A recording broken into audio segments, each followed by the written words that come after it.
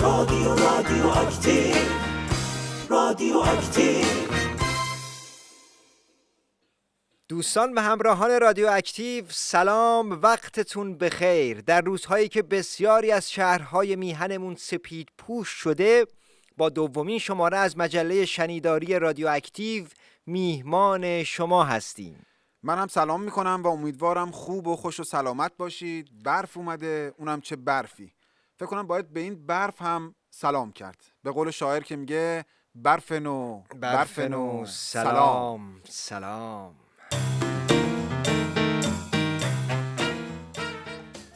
مردم ایران، امت همیشه در صحنه، شهروندان ولایت پوش و ولایت پرور.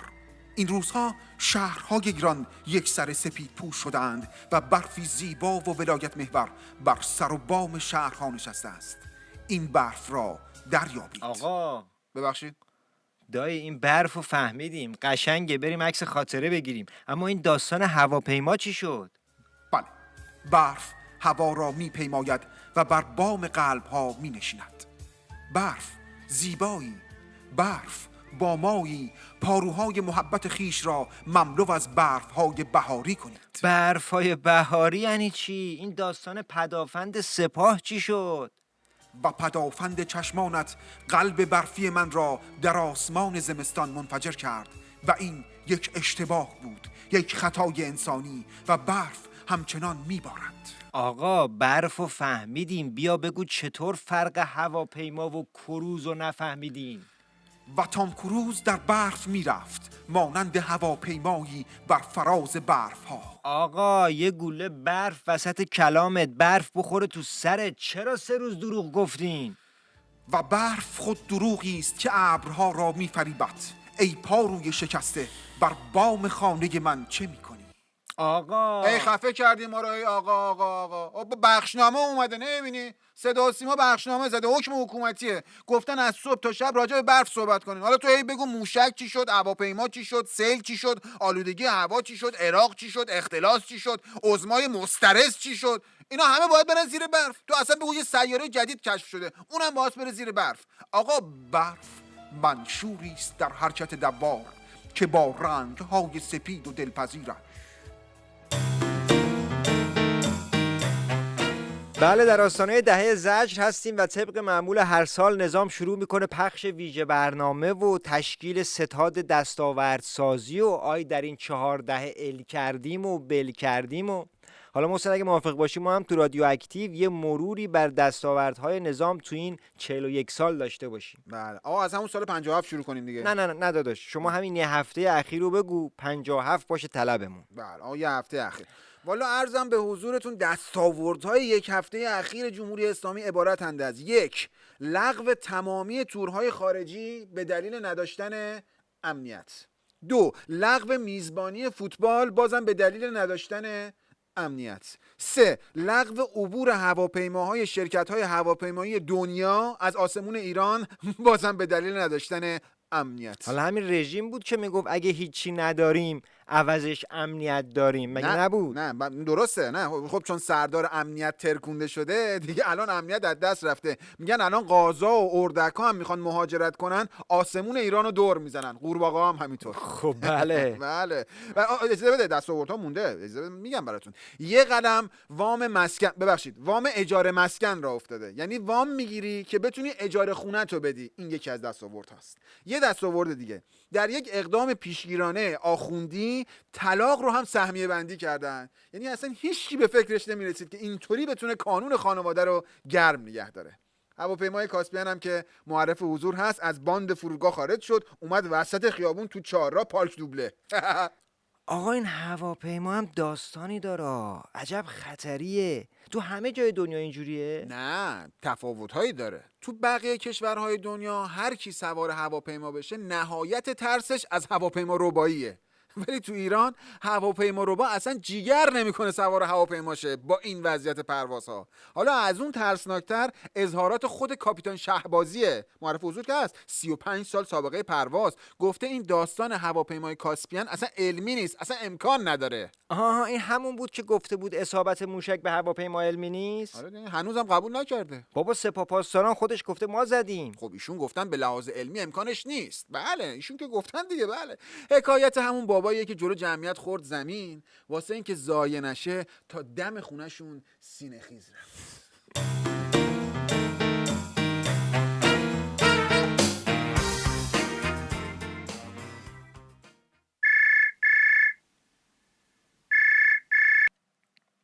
بله بفرمایین. الو سلام علیکم. سلام عزیزم بفرمایین. اونجا سامانه پدافند موشکی سپاهه؟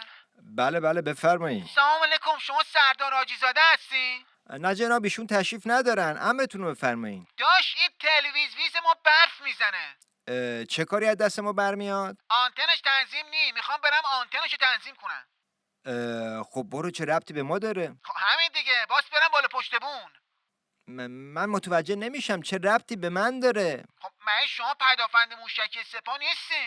چرا هستیم؟ خب همین دیگه، دارم میگم میخوام برم بالا پشت اون آنتن تنظیم کنم. میخوام آمار ما رو داشته باشی که این وقت ما رو با کروز اشتب نگیری بذاری ناکارمون کنی. مرقوم بفرما یه یارو هیکل میزونه سیبیل یه پیاده رو با یه پیژامه داره میاد بالا پشت بوم.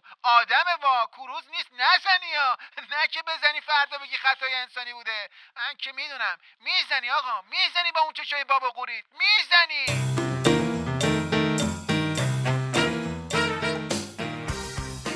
خب در این قسمت از برنامه میخوایم یه قصه کوتاه براتون تعریف کنیم. به قصه. بله، قصه روباه و کلاغ.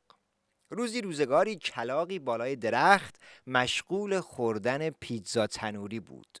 روباهی کنار درخت اومد و گفت چه سری، چه دمی، عجب تریپ خفنی، آواز بخوان فیض ببریم. کلاغ نگاهی به پایین درخت انداخت. بعد با هوشیاری پیتزا رو گذاشت زیر بالهاش و گفت آهای روباه مکار، روزی که پنیرم رو بردی کلاس سوم ابتدایی بودم، الان لیسانسم یه سوتی. روباه گفت لیسانس تو گرفتی؟ واسه همینه که پرات ریخته؟ کلاغ یهو هول شد، پرهاشو باز کرد که ببینه چی شده که پیتزا تنوری از زیر بالهاش افتاد. روباهه جستی زد و پیتزا رو قاپید و گفت روزی که پنیرتو بردم تو حوزه طلبه بودم، الان نماینده مجلس شدم زاغ زاغی. بله، رفتیم بالا دوغ بود، اومدیم پایین ماست بود، قصه ما راست بود. آقا واقعا یادش بخیر، چه قصه هایی بود. آره، اون حسنک کجای رو یادته؟ همون تصمیم کبرا کوکب خانوم. خب تو هم قاطی کردی ها. میگم حسنک کجایی، تو میگی تصمیم کبرا. اینا اصلا سرنوشتاشون متفاوته بابا. اون حسنک کجایی همون که همه دنبالش میگشتن. همون که گاوه میگفت حسنک کجایی. احسنت. چه شد اون نفهمیدیم سرنوشتش چی شد اصلا؟ کجاست اون حسنه؟ واقعا نمیدونی؟ نه والا. این حسنکه رفت دانشگاه گلاسکو دکترا گرفت، بعد شد رئیس شورای امنیت ملی، بعدم رئیس جمهور شد. همین حسن روحانیه دیگه، تو کار اختلاس و دروغ و دبنگ و برجام و کلید و این چیزاست. همین یه خاطره خوب از کودکیمون مونده بود، اونم زدن خراب کردن. بله، علا برکت الله.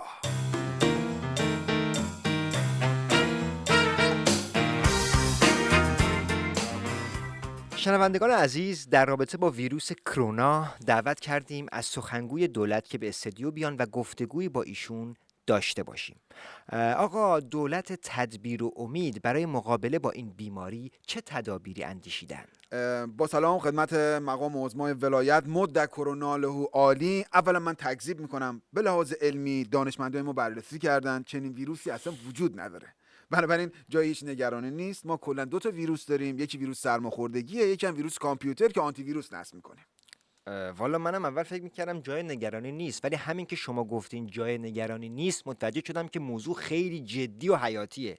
پس شما چطور ویروس کرونا رو تکذیب میکنین؟ همه جای دنیا دنبال درمانشن. خب در تمام دنیا ممکنه باشه، ولی به لحاظ کارشناسی و علمی امکان ورود به ایران رو نداره، چون ما موشک‌های نقطه زن داریم. مقام معظم رهبری به عنوان فرمانده کل قوا همه این موارد رو رصد میکنن. در همین زمینه ما اینترنت رو کند کردیم که تمامی منافذ بسته شه که این آقا چی داری میگی شما؟ ویروس منتقل میشه؟ بله، توطئه‌های دشمن پایان نداره، فتنه همچنان ادامه داره. دشمن‌ها وقتی دیدن که با ترور سردار سلیمانی به جایی نرسیدن، کرونا رو وارد کردن. جمهوری اسلامی هم برای مقابله با ویروس کرونا قرار شده 5 بیمارستان با مجموع 1000 تخت خواب در سوریه و لبنان احداث کنه. سوریه و لبنان؟ یعنی شما اگه خدای نکرده این ویروس وارد ایران بشه نمیخواید هزینه کنید؟ لزومی نداره. واسه چند تا مریض چند میلیارد هزینه کنیم تا چند سال بیشتر زندگی کنن؟ نه، لزومی نداره. بمالن خودش خوب میشه. پس شما اعتراف میکنید که این ویروس هست؟ والا من صبح شنبه فهمیدم. من نمیدونستم. اگرم هست خطای انسانیه. اون چه که مهمه اینه که سردار حاجی زاده آبروش رو معامله کرده و با صداقت تمام رفته دنبال این قضیه رپورتگیری میکنه. آقا بریم برگردیم. اگه اموالمون رو دوست برده، اگه هرچی که داشتیم ملا خورده، اگه در این حکومت روز روشن به یغما رفت پولهای سپرده، به یغما رفت پولهای سپرده، ولی جاش امنیت داریم، جن با کیفیت داریم، توی مجلس تو دولت یه مش بی‌خاصیت داریم، یه مش بی‌خاصیت داریم، ولی جاش امنیت داریم، جن با کیفیت داریم. دامنه ریزش ها در نظام به جشنواره زجر هم کشیده. هر سال این موقع ها آخوندها کلی دیگ بالا و پایین میکنن که یه جشنی بگیرن و فیلم های درپیتیشون رو به مسابقه بگذارن. حالا بعد از این قضایای قیام و فاجعه هواپیما و اینا، یه سری از کارگردان ها و بازیگرا گفتن ما نیستیم. سر همین داستان هم کلی سگ دعوا به راه افتاده و دارن دست همدیگر رو میکنن. احتمالاً الان بین کارگردانای ولایت مدار دعوا و مسابقه است که کی فیلم قاسم سلیمانی رو به سبک ماجرای نیمروز درست کنه. اگه با همین فرمون پیش برن، احتمالاً جشنواره زجر یه چیزی تو این مایه ها میشه. جشنواره فیلم زجر امسال تقدیم می کند کلاغ بلورین بهترین فیلم تعلق می گیرد به فیلم بدون قاسم هم هرگز به کارگردانی سیدعلی اسکورسیزی.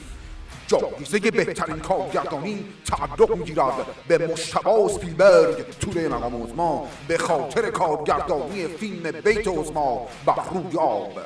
جایزه یک عمر کار حوزوی تعلق می‌گیرد به نمیرالدوله جنتی که از زبان برادران لومیر تا برادران کوئن همچنان در حال فیلم بازی کردن است و حتی یک لحظه هم نمرده است.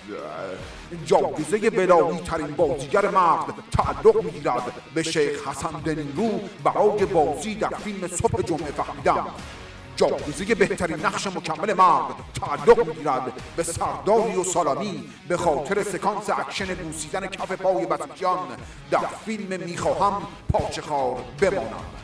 جایزه بهترین بازیگر نقش اول زن تعلق می‌گیرد به نیکول زینب معروف به زیزی گلو به خاطر بازی در فیلم من انتقام بابامو میخوام. و جایزه بهترین جلوه‌های ویژه تعلق می‌گیرد به سردار حاجی زاده برای فیلم انتقام سخت، به خصوص اون سکانسش که با موشک بیابون‌های عراق رو شخم زد.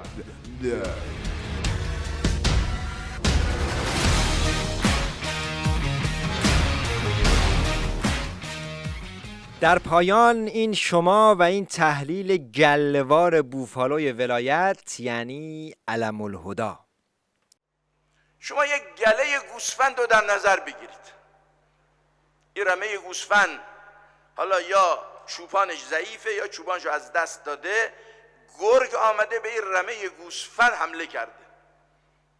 این رمه گوسفند دو جور گوسفند داره. یک گوسفند سربزیری که این آلت دفاعی نداره و طبیعتا در مقابله گرگ درنده تمکینه، تسلیمه تا به جایی که گرگ بیاد او رو بدراند و پاره کند. یه بخش از این رمه گوسفند بزهای قوی شاخ دارن. اینا شروع میکنن با گرگ جنگیدن، با همون شاخ خودشون به گرگ حمله میکنن، با گرگ مبارزه میکنن. آیا او گوسفندای سر به زیر امنیت دارن یا او بزهای رزمنده جنگنده با گرگ امنیت دارن؟ خب اگه هنوز سرپا هستید یه کف مرتب برای خودتون بزنید، یه اسپندم برای خودتون دود کنید که بعد از شنیدن این حرفا هنوز 4 ستون بدنتون سالمه. ما که نفهمیدیم منظورش از بز رزمنده مقام عظما بود، بسیجی‌ها بودن، پاسدارا بودن، بعد گله منظورش چی بود؟ باز بسیجی‌ها بودن، سپاهی‌ها بودن، هیئت دولت بود. البته خب عجیب نیست تو این شرایط کشیده به اعصابشون دیگه. بله خب دوستان متشکریم از همراهیتون و وقت خداحافظی رسید. بله وقت خداحافظیه تو گلوم. محسن منظورم این نیست، منظورم اینه که آدرس ها رو بگو. واتساپ، تلگرام، وایبر. نران جان هر چقدر با واتساپ و وایبر و وای فای و وای مکس و اینا کار کردی دیگه بس. الان عید نزدیکه، کم کم وقتشه با وای تکس کار کنی. میتونی دستی بکشی ظرف مرفا رو بشوری خود مرتب منظم کنی. آره بله عجب داستانی داریم. خب خدا نگهدارتون تا دیدار بعد. خدا نگهدارتون آقا، انشالله که آرزوهاتون خاطرشن.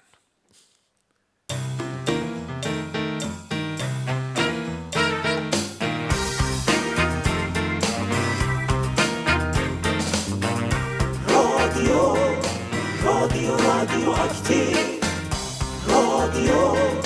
رادیو اکتیو، رادیو اکتیو.